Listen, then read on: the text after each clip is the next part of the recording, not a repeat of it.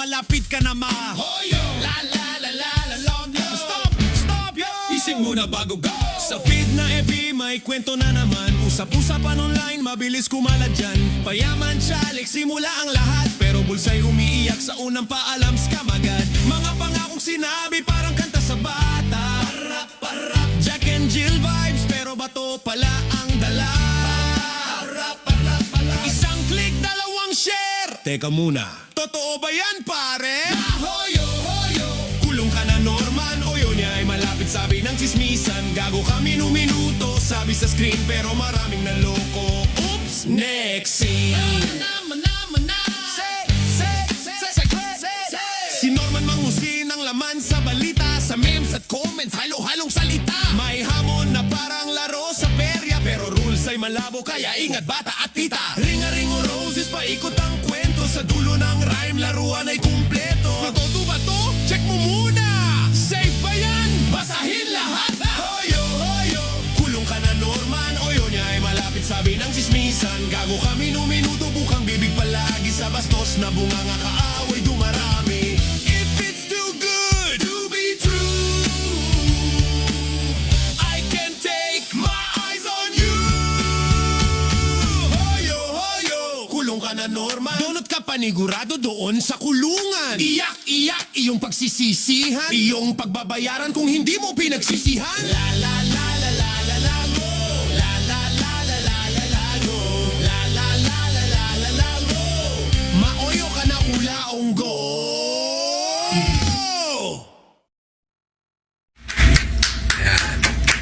Palakpak, palakpak, clap, clap, clap, clap, clap. Galingan mo pa!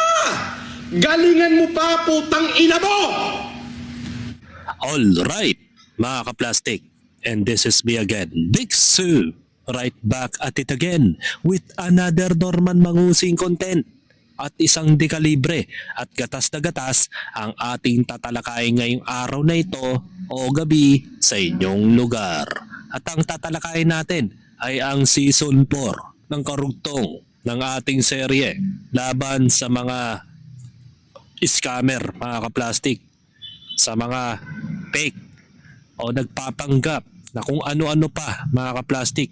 Usually na ngayon ay napag-uusapan na sa social media na hindi lang iisa kundi dalawang tao na po, mga ka-plastic, ang ating sinasubject na may bulgar ang baho ng bawat individual na mayroong ninanakaw na milyong-milyong piso sa mga pobreng OFW na magpahanggang ngayon, mga ka-plastic, ay meron pa rin pa po ang naniniwala sa mga dalawang nilalang na demonyo na ito na nagngangalang kulaong at kulaang o kulasa, mga ka-plastic.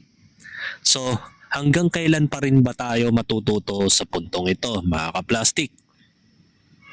Hanggang kailan ba tayo magiging awareness o magiging aware sa lahat ng mga taong kumakausap sa atin ng mga magaganda at mabubulaklak na salita at pinapangakuan kayo ng mabilisang proseso o malakihang kita nang hindi nyo iniisip kung talagang lihitimo ang mga gagawin nila para sa inyo.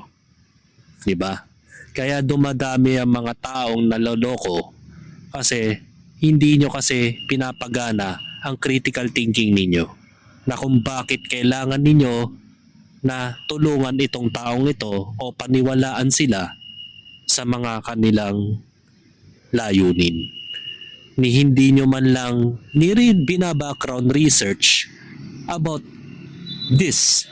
those people na nagpapanggap di umano na kanilang sinasabi na sila ay philanthropist at ang isa naman po ay abogado. 'Di ba? Bago po tayo naniniwala sa mga taong ito, ay mag-research muna kayo about him o about her. O kung ano ba talaga mga milestone o kung ano ang mga kanilang ginagawa sa pang-araw-araw na bilang isang sikat, 'di ba? mga kaplastik. So magtungo tayo sa mga random content, random videos ni Norman Mangusin. So saka na lang natin i-update yung kay Sabi Filipino Lawyer. Kasi sa mga araw na ito, dapat kasi i-content ko si Sabi.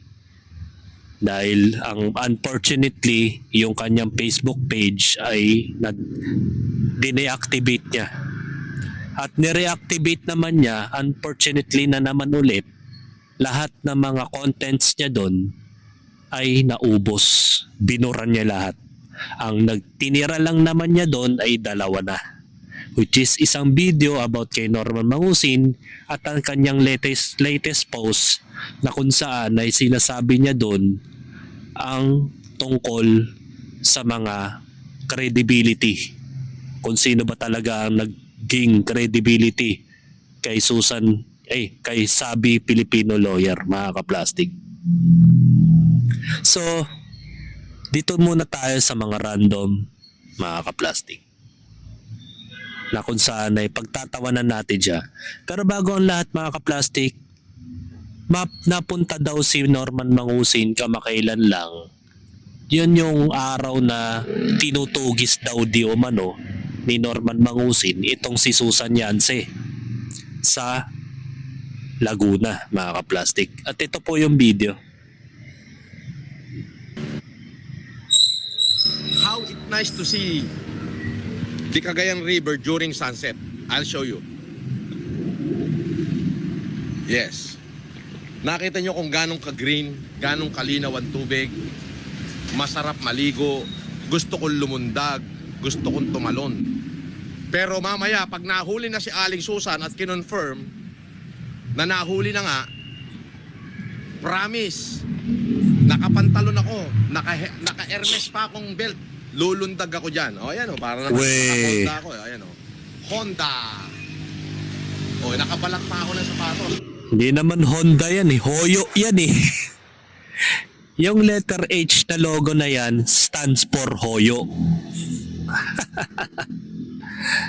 Tsaka sinasabi mo natatalon ka sa ilog. Gawin mo na. Kahit hindi pa nahuhuli si Susan Yance. At least matapos na tong kaguluhan natin. At least nakakapanghinayang nga naman sa mga content creator na ginagawa kang gatasan na mga kagaya namin, mga kaplastik, na umaasa sa'yo dahil ang daming na-expose about sa'yo. Ang daming nanggigigil sa inyong OFW, sa totoo lang. At maging ako, nanggigigil ako sa'yo. Dahil lahat na lang ng mga pinagsasasabi mo, minuminuto, sinungaling ka talaga, Norman. Sa lahat ng mga pinagsasasabi mo, minuminuto, isa kang sinungaling. Tulad niyan, tatalon ka sa ilog. Kahit naman mahuli man o hindi si Susan Yance, hindi ka naman tatalon dyan. Pakialam namin kung gagawin mo yan. At baka yung ilog makontaminado pa. Naku, kawawa naman po yung kalikasan. Pagdusong mo dyan kasing itim na ng borax ng kanal yung kakatas dyan. Diba? Kulay ni Honda. Oh. Nakabalat pa ako. Pero hindi ako maghuhubad ng kahit anong damit. Sige na po, please, hulihin nyo na. Once na nadampot nyo yan, live, lulundag ako sa Cagayan River nang nakaganito. Hulihin nyo na si Alin Tutan. Dali. Andiyan siya sa Bel Air 3, sa may dulo. Total, may hawak na ho kayong alias warrant of arrest. Pakiprint nyo na lang. Dakbain nyo na dyan. You can run and hide, Aling Tutan. Sabi ni Jaja Cap, you can run and hide, Aling Tutan. Mami Jaja Cap. Mali naman yung grammar mo. You can run but you don't but you do not hide. Yun. You can run but you do not hide. Diba? Ano ba talaga? Ito kasi si Norman Mangusin, kung ano nung pinagbababasa sa comment You can run and ride. You can run but you cannot hide. Sabi nga sa kanta, I'll be 2 steps behind you. Ay nako. Message mo ako sa Messenger, Marcos Antonio Francis Leo. Aling Tutan. Ako ho ay nananawagan na bigyan nyo na ho ng katahimikan yung dalawang batang estudyante. Sa mga supporter ko, okay Ano na daw? ho yun. At least nakatulong tayo. Ano Yun na daw? yun. Wala ho tayong pinagsisihan sa pagtulong. Kung masama pa ho ang tingin nila sa atin, Teka bigyan nyo na ho ng katahimikan yung ako ho ay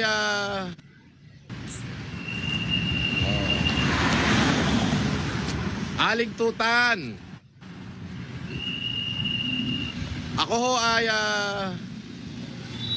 nananawagan na bigyan nyo na ho ng katahimikan yung dalawang batang estudyante. Ano yung pinagsasasabi mo, Norman?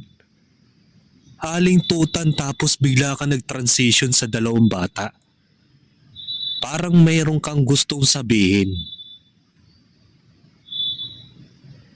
'Di ba? Ito yung tipo ng tao na meron siyang gustong sabihin. Kaya tingnan mo, ang tagal niya nagsalita, 'di ba? Aling Tutan, nananawagan ako. Something like that. Na wag niyo nang anuhin. Biglang nag-transition siya sa dalawang bata na issue. So may something. Minsan nga iniisip ko, mga ka-plastic, bakit siya pupunta sa lugar na yan? Sa Bel Air. Bakit pupunta siya sa Cagayan? Na mag-isa dyan sa lugar na yan? Hindi kaya gaya nga ng sinabi ni Susan Yance doon sa video na yon, na you can contact me right now. Ilalabas ko ng lahat, magkakalaglagan na daw, sabi. Kasi iniinis nyo daw siya.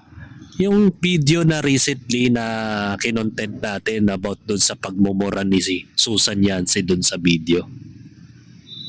Nagalit siya kila Food Genius, galit na galit siya sa mga ibang vlogger na walang ambag daw di umano. At ang gumagalaw na lamang daw ay si Mighty Manong at si Makagago. Na mayroong at may tunay na may bayag daw na ipinaglalaban ang kay Norman Mangusin. Ang laban na tungkol kay Norman. Niisip ko nga kasi, anong motibo ni Norman Mangusin at bakit siya nasa Cagayan? At sinasabi niya na gumawa nga siya ng prank prank call di umano dito, mga ka-plastic. Mamaya yun, ipe-play natin. Sa mga supporter ko, okay na ho yun. At least nakatulong tayo. Yun na yun. Wala ho tayong pinagsisihan sa pagtulong. Kung masama pa ho ang tingin nila sa atin, ayun ho ay hayaan nyo na. At Diyos na ang bahalang gumanti. Huwag na kayong mag-retaliate. Huwag na kayong mag-retaliate. Ayoko hong mapasama ang buhay ng dalawa na yun. Okay, yun lang. Pero dito tayo, focus tayo. Makagago, ready ka na ba? Makagago, mahuli na si Aling Tutan. Iniikutan na yung Bel Air 3 sa may dulo. Pag nadampot ngayon yan, Makagago, todas ka na. Parang tanga to, no? Paano nga naman mahuhuli si Susan Yance kung maingay ka sa live stream? Di nagkaroon ng pagkakataon siya, nakatakas nga, di ba? Bigla siya nag-deactivate ng account niya noong that time na yun. Di, kinabukasan. Ito kasi nangyari to, that was nung kinontent ko yung about kay Food Genius versus Sabi Filipino Lawyer. Yan yung kasagsagan na pinupupog na ni Norman Mangusin sa live stream na papaligiran na daw ng pulis doon yung sa bahay ni Susan. At ngayon biglang hindi na nag-a-active tong si Susan Yance sa kanyang page. Hindi na nagpo-post. Nanahimik. So paano mahuhuli yan ang maingay tong hindurotot na to? Diba? At believe ako kasi alam mo kung bakit.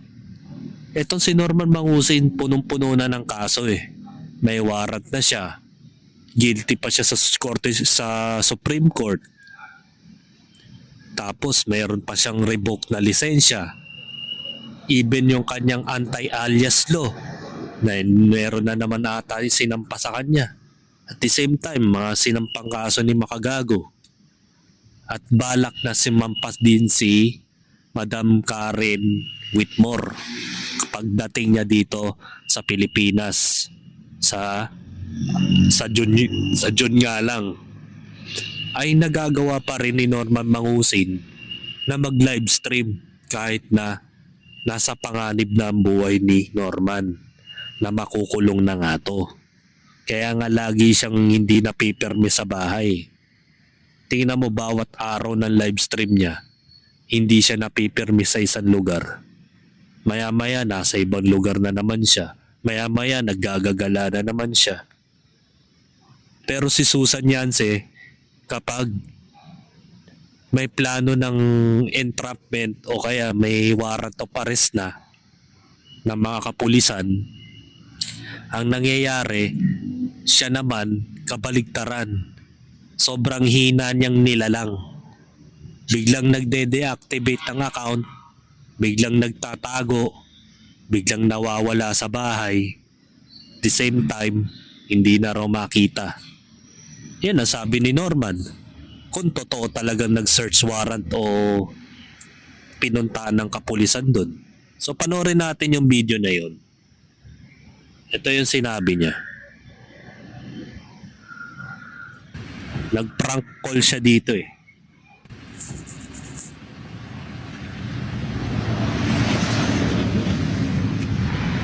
Good genius, bakit hindi ka makapag-post ngayon kung nasan ako?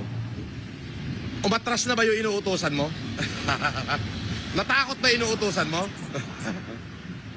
Yun ang pagkakamali mo, Good genius. Peña Blanca to. Buong lahi nung inutosan mo, madadamay pag nagkataon. Mabait lang ako.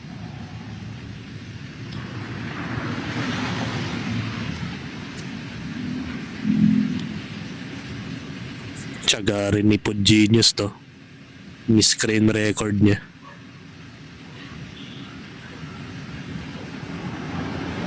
In-screen record niya mga bandang alas 3:51 ng hapon. So, yun. Bel Air 3, dyan sa may dulo, nandyan ho ang bahay ni Alin Tutan. O mga kapulisan, yung may dalang alias warrant ni Aling Tutan, ni Susan Morin Yance, ay nandiyan ho siya ngayon sa Bel Air 3, doon sa may gawing dulo. Pagpasok nyo na sa subdivision, hanapin nyo lang yung may gawing dulo bago lumiko. Yun na yun. Andun yung kanyang bahay. Andun siya ngayon. Sa mga oras na to. Positive po yan, positive. Oh, ayan na. Teka, hindi yata ito yun eh. Nag-prank roll siya dito eh. Wala na.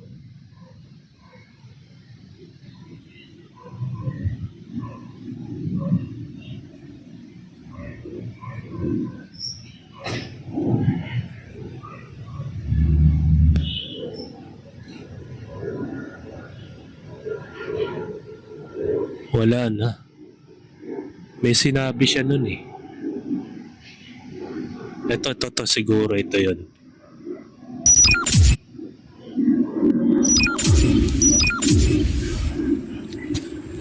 Ayan na, ito yun. Hello? Pasukin nyo na!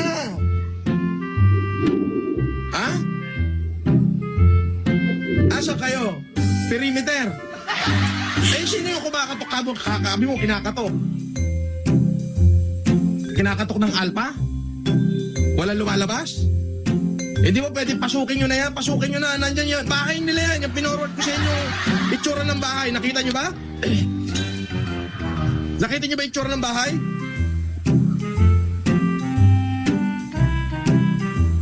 Itsura ng bahay. Baka wala yan. May sasakyan nakaparada, di ba? Isa lang? Oo, may sasakyan niya yan. Yan, nag-iisa na yan. Pasukin nyo na. Dali, dali. Puta, luluntat pa nga ako sa ano eh. Oh, wala naman. Malayo ako sa camera. Malayo. Okay, bro. Ali Susan. Ayan na sila, Ali Susan. Ay, Ali Susan. Hihi. Kala mo naman totoo yung sinasabi niya. Kailan pa naging totoo yung mga phone call niya? Eh nabuko na nga siya ilang beses na.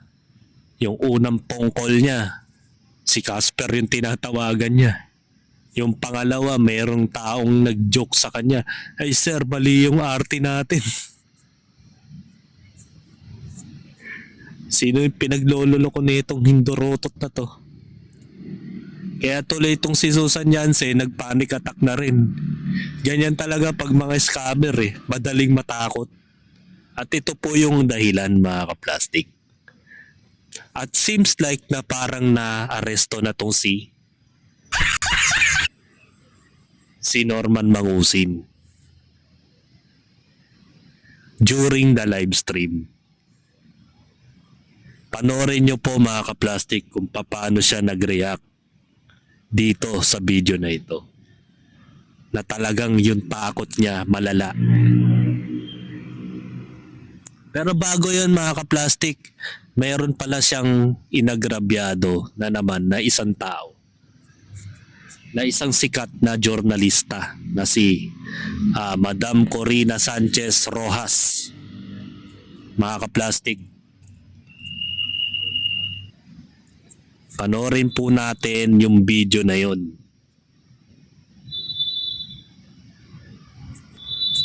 Actually, ayaw pa nila akong lumabas eh. Wala na, hindi ko na lang mapigilan sarili ko.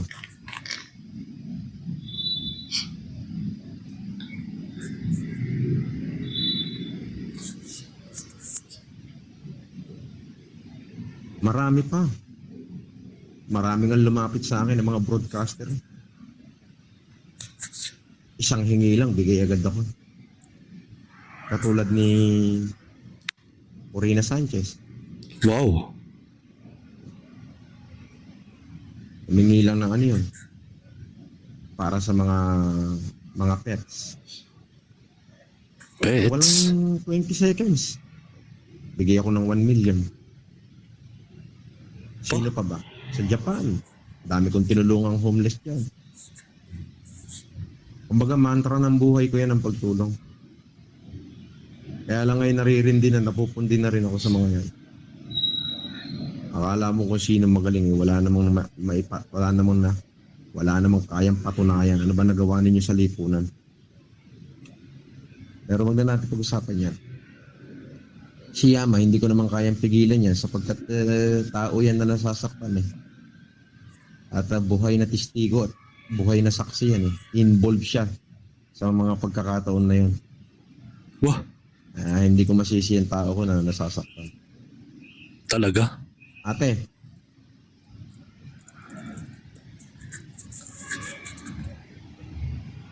Ito na naman yung false claim na naman ni Norman Mangusin way back noon. Na sinasabi niya ay may humingi ng 1 million pesos itong si Corina Sanchez Rojas. Isang panibago na namang false information na naman ang ginawa niya. Aside kay Manny Pacquiao, ay ito na naman yung pangalawa niyang katarantaduhan. Kapag ito nagpa-interview kay Makagago WhatsApp man, mananagot ka talaga. Dahil isa na namang elite na tao ang ginawan mo ng istorya. Which is kapag sinampahan ka ng kaso netong si Madam Corina at the same time si Mar Rojas ay nakialam dito, magdasal-dasal ka na lang Norman Mangusin na hindi ma-interview ni makagago WhatsApp man etong si Madam Corina Sanchez Rojas. At wag lang talaga na mapansin nito ni Corina, Madam Corina. Ang kapal talaga ng mukha ni Norman Mangusin. Lahat ng inistorya niya, itong mga babaeng kausap niya na mukhang tanga na nakikinig sa kanya sa live stream nila, na nagngangalang Liza Paris, Liza D, meron pa isa pang vlog, something like that, at si Yamatan yata itong nasa baba. Puro mga babae, oh. Mostly yata mga OFW yata to from USA. So nangangahulugan nung mga panahong yon, gumagawa ka talaga ng issue. Hindi lang pinansin nito noon dahil wala pang naglalakas loob, kasi nung panahon na ito si Makagago ay mga tinitira niya ex-batalyon nung way back. Si Makagago hindi pa ganong katinong komentarista. Ang kanyang persona noon that time is Disking. Disking siya dati. Ngayon ang persona na ni Makagago is the biggest komentarista na nagde-debunk ng mga tarantadong vlogger ngayon na kagaya ni Norman. Yan. Kung napaaga lang ang pagrepent ni Makagago WhatsApp man, noon pa lang durog na to si Norman. Kasi malinaw na malinaw sa mga pinagagagawa ni Norman Mangusin, lantaran ng panloloko niya sa mga OFW. Biruin mo, sasabihin mo may utang si Manny Pacquiao ng 1.2 billion. Tapos ito si Madam Corina humingi daw ng 1 milyong piso. Ano kasi Raulo? Diba? So magtungo tayo sa last clip ng content natin na kung saan ay parang nahuli na si Norman Mangusin during his live stream. Ayan na, parang hindi ko sino-conclude na nahuli na siya ng pulis. Kasi ganito ang naging reaction niya. Panoorin nyo. Ito. Mas maganda dito eh.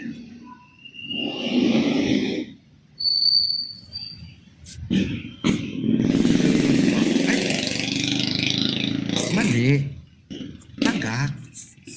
Oo, yung uwak hindi mo na makikita sa gabi. Ako may ngipin pa nakikita sa gabi. Napakatanga mo. Japoy.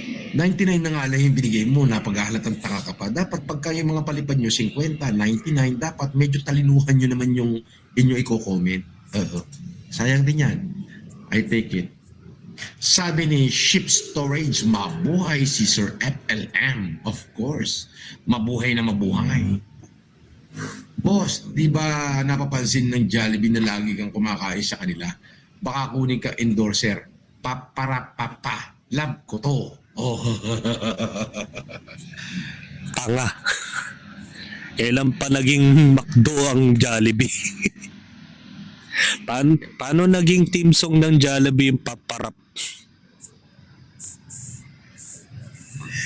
Baka bida ang saya, tanga.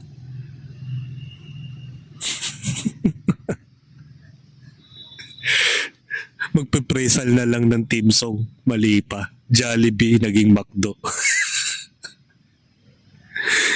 Tinawag mong tanga yung commenters, mas tanga ka naman. Sin ng Jollibee na lagi kang kumakain sa kanila, baka kunin ka endorser. Paparapapa. Love ko to. Oh. Mikaela Mitch, wag nang patulan ang basher. Sir, wag nang basahin kahit palipad pa.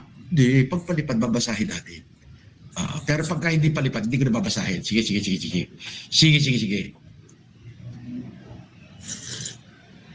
Boss, may pulis sa labas. Tarantado, general lang kasama ko kanina. Bobo. General. Tingnan natin. Active. Pinagmamalaki niya na general ang kasama niya kanina. At may nag-comment po mga kaplastik na may pulis daw sa labas. Ito, panoorin nyo kung paano siya nagulat. Sigurado matatawa kayo. Na general. Yung kasama ko kanina, tanga. Hindi ba nakita nakaganon? Bobonto. Invento ka lang. Di ba? Alam mo, mabait na si Evelyn ngayon. Sobra. Talaga.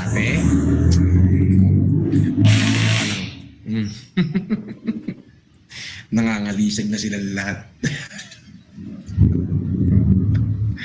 Ay, sarsuela.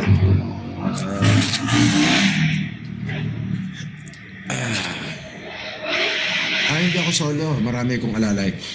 Si Casper, 11 kayo makikita. Talaga? Kala ko ba 8? Ngayon, in-adjust mo na yung schedule, 11 naman. Pero ayaw mo pang aminin na si Casper ay nagtatago. Dahil wanted na po siya. Di nga siya makakuha ng sarili niyang abogado dahil may search warrant na siya.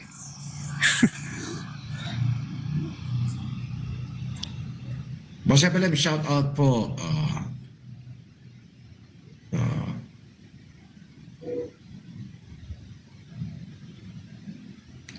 Ang daming fake account na na-add dito. Tanggalin nga natin yung mga fake account yan. Sabi ni Japay Marina, boss, supporter mo ko mula ulo hanggang paa. Sabi niya, boss, supporter mo ko mula ulo mukhang paa. Mula ulo mukhang paa? Ibig sabihin mula ulo hanggang paa mo mukhang paa ka? Sabi, naka-live si MJ kasama si Casper. Dati ka daw BB. Talaga? Pagka nagawa niya yan, magiging pato sila. Pato team. Diyos ko, huwag mo na isingit yung MJ, yung uhuging vlogger mo dito. Uhugin yun eh. Ano ka ba? Wala na magagawa yun. Iiyak na lang at iiyak yun. Na tao na ubos na i-interviewin niya, wala na na-interview. Tuspok na.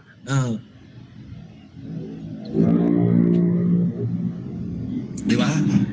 Kala ko ba may i-interview si ganito? Saan? Interview na. Di ba? Di ba? Nung pinagyabangan nila ako, sabi nila sila daw ay matyaga na, mayaman pa. Bakit ang abogado nila, peging abogado, si Susan Yasek? Puro ka namang patutsad. Abogado na katulad ng mga abogado. Nagulat. Wait. Kumakawa sa akin. Dali. Nagulat. Nakala niya pulis na.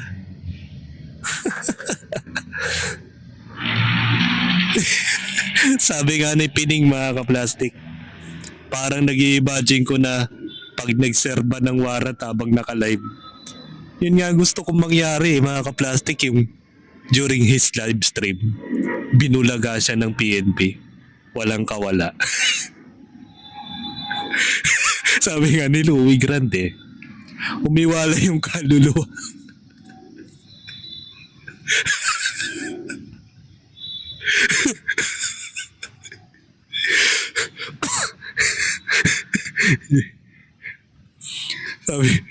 sabi ni Glaze, palabo ng palabo camera ng ating bida.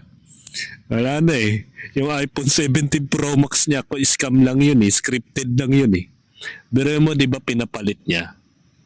Tapos ngayon hindi niya ginagamit. Yung ginagamit niya yung lumang cellphone pa rin niya na kulay pula.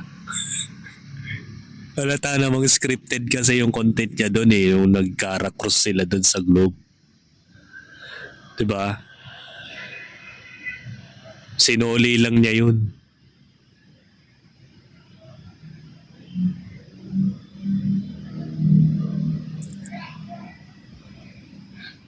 Puro nagsasabi dito, umiwalay bigla yung kaluluwa.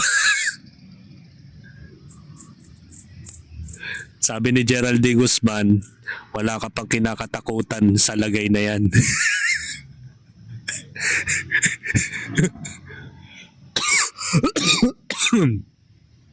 Tapos yung graphics daw mga ka-plastic, 2007 pa. Sobrang pixelated na nga eh.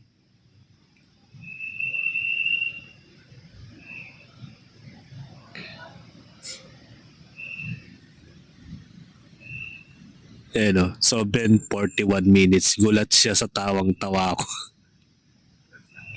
Kahit ako, nabigla ako dun sa panood kanina nun eh. Parang talagang nahuli siya. Ang sarap tignan yun siguro sa live stream, no? Tapos biglang nag 1 million views dahil nakita siya sa live stream ng ganun. At least kumita siya. 1 million views. May pang tubos na siya. Sabi nga ni Odi, tawan-tawa daw siya rito. Gulat na gulat eh.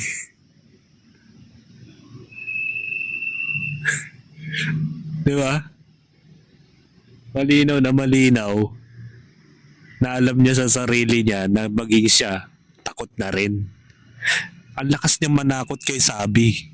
Ang lakas niya manakot kay Susan Yance na tinutugis na daw siya doon sa Laguna. Kaya nga tuloy pati siya nagtago na rin eh. Parehas lang silang nagtatago. Ganyan talaga mga halang ng mga scammer. Hindi natatahimik ang kanilang konsensya. Hindi na nga yata natutulog yan eh. Binabantayan na lang nila yung sarili nila eh. Kaya mo, sa sobrang depressed ni Sabi, nag-deactivate ng account.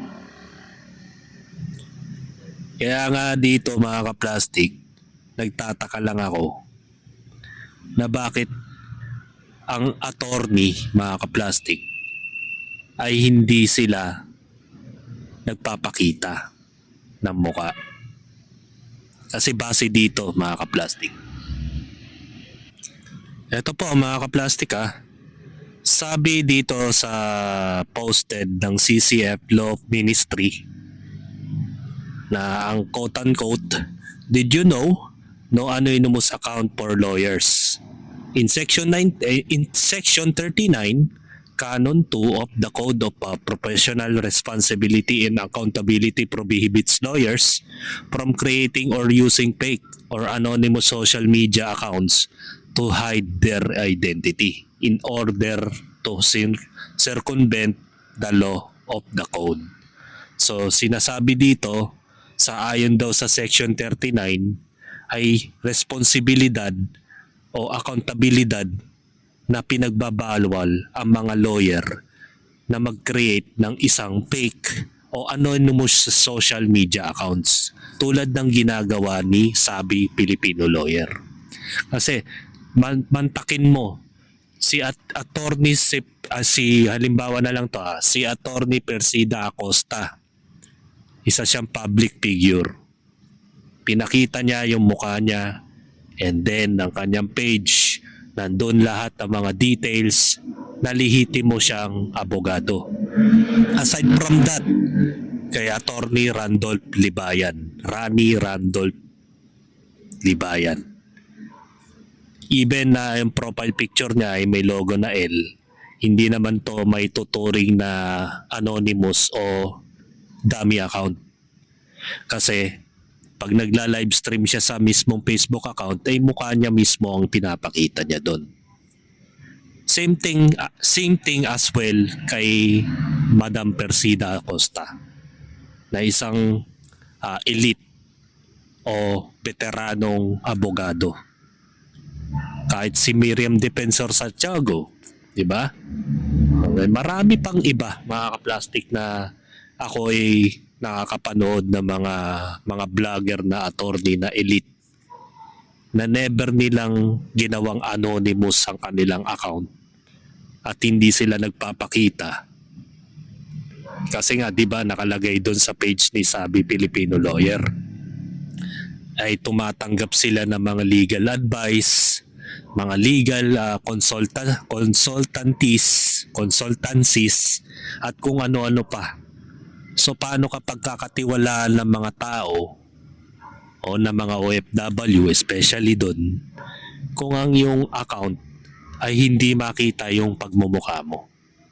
Magpo-post ka sa social media accounts mo, ipapakita mo yung galisin mong katawan. Ipapakita mo yung alaga mong aso. Meron bang ganong attorney, mga kaplastik? 'Di ba? Dito pa lang sa Section 39, Canon 2 of the Code of Professional Responsibility and Accountability prohibits lawyers from creating or using fake or anonymous social media accounts to hide their identity in order to circumvent the law of the code. Dito pa lang may nilabag na si Susan Yance. Ay, si Sabi Filipino lawyer pala. 'Di ba? Tapos sasabihin ng putaragis na matalinong vlogger na yan, na defender netong si Sabi Filipino lawyer, na gurang, na retarded, na mahilig, na manlait, na mga commenters na hindi pabor sa kanya yung mga tanong o mga sinasabi sa comment section niya. Napilit niyang pinagtatanggol yung taong yun at hindi niya dinedebunk na nire-request ni Susan Goodman na i-debunk itong si Susan Yance o si Sabi Filipino lawyer. Nasabihin niya ang lahat-lahat about dun sa taong yun. Diba? Hindi niya sinabi. Dahil ang kinakatwiran niya, nasa ng proof mo na iisa yung ito, si ganito. Diba? Hindi nangangahulugan. Wala siyang pakialam o wala siyang planong tulungan o bigyan ng grant ang mga taong nagde-demand sa kanya na i-debunk itong taong pinagtatanggol niya. Magpahanggang ngayon, kinokontent pa rin niya about ito kasi nagiging sunog na yung kredibilidad ng taong ito na ayaw niyang ayaw niyang idikit yung pangalan niya dun sa attorney na yon. Pero ngayon, nakikisawsaw na siya dahil doon sa nangyari. Na parang ang labas dito is nililinis na niya yung pangalan niya. Nililinis na niya yung pangalan niya dahil parang gusto niyang ilihis yung sarili niya doon sa content na yon. Na siya mismo ang nagtakip ng mga katarantaduhan ng nilalang na yon. 'Di ba? Nag-uusap-usap kasi ang mga yan. Alam nila yan na pinapalabas lang niya na hindi niya kilala. Tapos sasabihin niya sa live stream hindi niya kilala. So kung hindi mo talaga kilala yung taong yun, bakit mo pinagtatanggol? Bakit mo pinagtatakpan? Diba? Dito pa lang may nilabag na sila eh. Tapos sasabihan ka ng Data Privacy Act. Karapatan daw ng individual na maging sekreto ang kanilang identity. Samantalang yung page ng hinindorotot na nilalang na yun ay naka-public figure. Diba? Kung di mo pala gustong ilabas yung identity mo bilang isang attorney, sana hindi ka na lang nagtrabaho as attorney. At hindi ka na rin gumawa ng Facebook page. Diba? At meron bang attorney na nagmumura? Minumura niya ang mga commenters sa kanyang Facebook page tsaka sa YouTube channel? At pinagbabantaan niya?